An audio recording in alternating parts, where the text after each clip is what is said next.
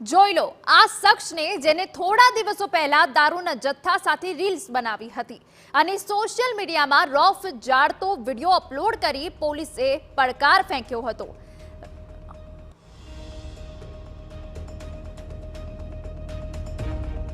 વાત છે પાટણની કે જ્યાં જાણે કોઈનો પણ ડર ના હોય એ રીતે આ શખ્સે દારૂની ખેપ મારતો નજરે પડ્યો હતો, પણ કાયદાથી કોઈ પર નથી આરોપી કે જે પણ હોય તે પોલીસના સકંજામાં આવી જ જતો હોય છે। પહેલા રોફ જાળતો હતો અને હવે માફી માંગી રહ્યો છે। જોઈ લો આપની ટીવી સ્ક્રીન પરના દ્રશ્યોને।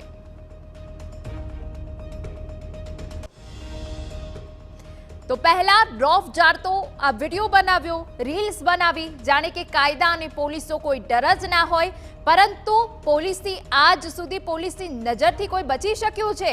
અને બીજી તરફનો આ વિડીયો છે કે જ્યાં પોલીસે આરોપીને દબોચી લીધો અને પછી આરોપીને માફી માંગવી પડી। જોયેલા આ શખ્સ કેવી રીતે માફી માંગી રહ્યો છે, એટલે જ કહેવાયું છે કે કાનૂન કે હાથ લંબે હોતે હૈ, કાનૂનની નજરથી કોઈ બચી શકતું નથી।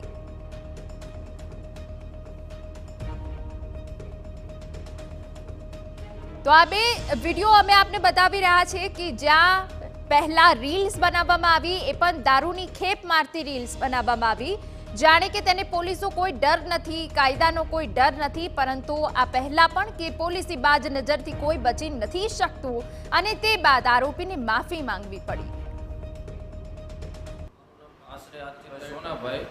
આશરે આજથી 3 મહિના પહેલાં વિદેશી દારૂ ભરેલી ગાડીમાં મેં ઇન્સ્ટાગ્રામમાં વિડીયો અપલોડ કરેલો। મને પાટણ એલસીબી પોલીસે પકડાવ। મેં જે ભૂલ કરી એવી કોઈ બીજા કોઈ કરતા નહીં અને વિડીયો અપલોડ